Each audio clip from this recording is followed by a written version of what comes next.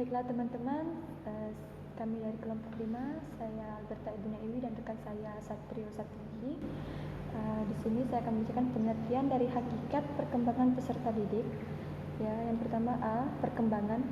Perkembangan adalah bertambah kemampuan atau skill dalam struktur dan fungsi tubuh yang lebih kompleks dalam pola teratur dan dapat diramalkan sebagai hasil proses pematangan.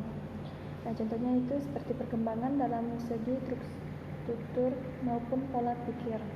Lalu B, peserta didik. Peserta didik adalah makhluk yang tumbuh dan berkembang seperti cara berpikir mereka terhadap perkembangan pada saat ini.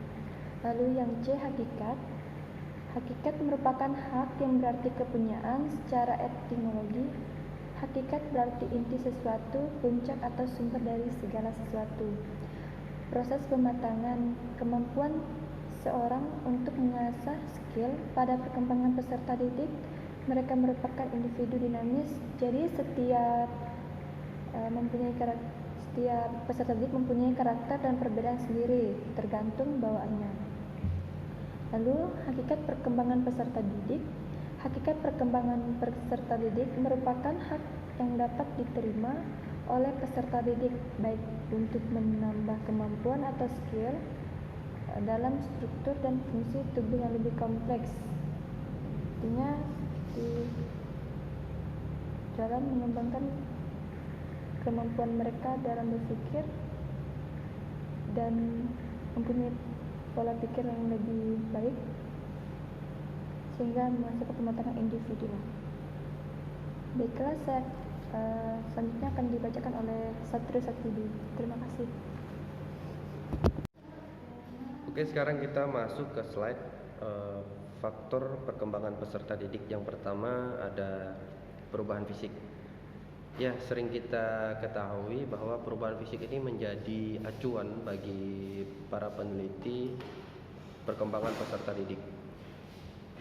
Kenapa demikian? Karena perubahan fisik ini sangat tampak dari luar hingga dalamnya.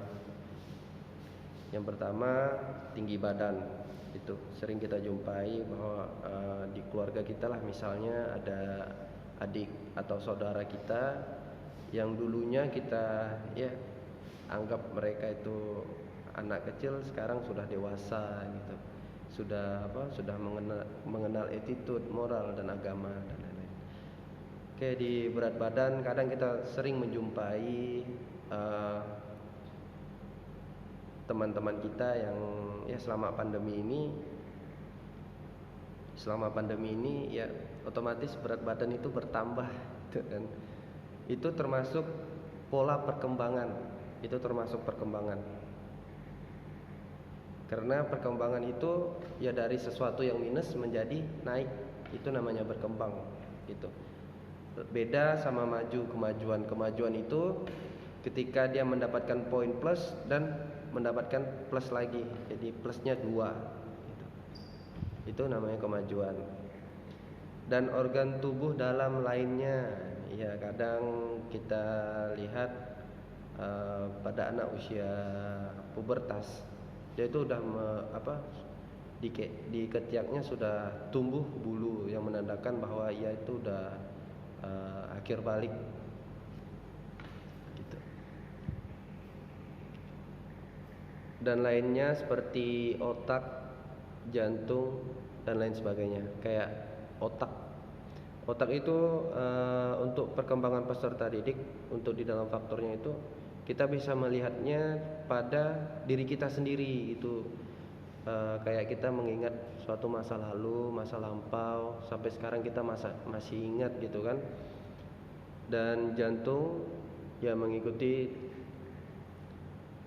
tubuh kita besarnya dan lain sebagainya, kayak usus, 12 jari atau yang ada organ di dalam perut itu kan. Makanya sering kita rasakan pada saat umur 14 tahun kita itu merasa pengen banyak makan gitu kan, pengen banyak makan dan itu memang udah waktunya gitu kan untuk kita melakukan perkembangan ini gitu. Mengapa demikian? Karena yang saya ketahui bahwa anak usia remaja, awal remaja sampai akhir remaja itu nafsu makannya sangat tinggi. Mungkin karena ya dari perubahan fisik, perkembangan dari faktor dari perubahan fisiknya tersebut gitu. Perubahan proporsi, misalnya perubahan perbandingan antara kepala dan tubuh. Nah ini nih, antara kepala dan tubuh. Biasanya kalau misalnya tubuh kita yang udah membesar, biasanya kepala kita juga membesar, dan otak kita juga yang mengikuti besarnya tuh kepala kita gitu kan, berat badan dan lain-lain gitu.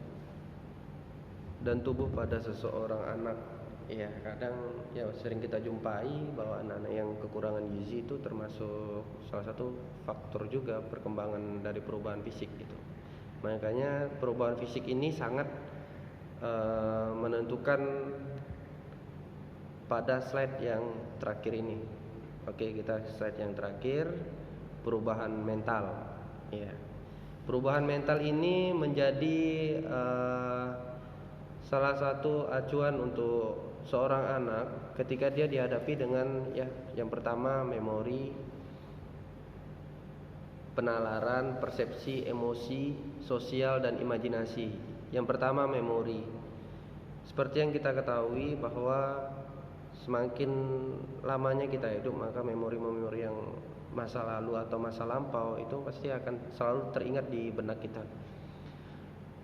Penalaran, ya sangat saya akui penalaran ini dari perubahan mental ketika saya menalar sebuah pengertian dan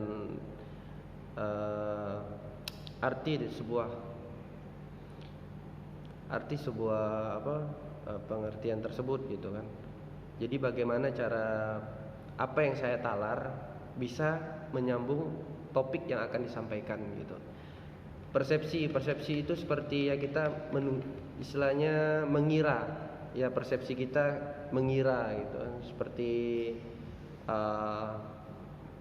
yang terjadi saat ini kayak COVID-19 ini, kita mengira ini adalah senjata biologis, tetapi ternyata tidak. Memang ya masih banyak persepsi yang lainnya yang tidak bisa kita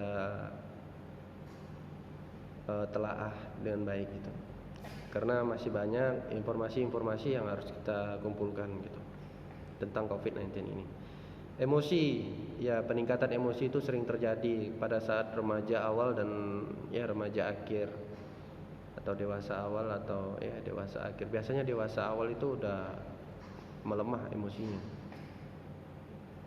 karena tadi semakin tumbuh berkembangnya seorang peserta didik, maka semakin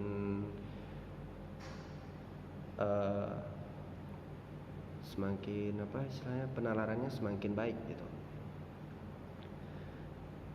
Sosial, biasanya ketika ya dapat kita rasakan sendiri di umur yang 12 pada saat kita masuk SMA itu, maka dari itu kita lebih ingat masa-masa SMA yang lebih indah gitu dibanding masa SMP dengan SD yang ya kita jiwa sosialnya memang agak berkurang. Kita hanya taunya main dan main terus gitu. Waktu SD, waktu SMP pun sama juga gitu. Dan imajinasi ini kalau sudah dewasa, apalagi sudah akhir dewasa, udah berbeda-beda gitu, beda penafsiran. Tergantung dari ya mental, perubahan mental dan bawaan dari peserta didik tersebut gitu. Hilangnya ciri-ciri sikap sosial yang lama berganti dengan ciri-ciri sikap sosial yang misalnya egosentris, yang hilang berganti dengan sikap prososial ya. Jadi sikap egosentris ini dia itu menengahkan egonya sendiri gitu, kayak egois gitu kan. Yang hilang menjadi sikap prososial. Jadi setelah dia menghilangkan sikap egosentris itu, dia akan menjadi orang yang prososial gitu, yang saling mendukung. Itulah yang namanya perubahan atau perkembangan peserta didik. Baiklah, itu saja yang dapat kami sampaikan. Kurang lebihnya kami mohon maaf dan terima kasih.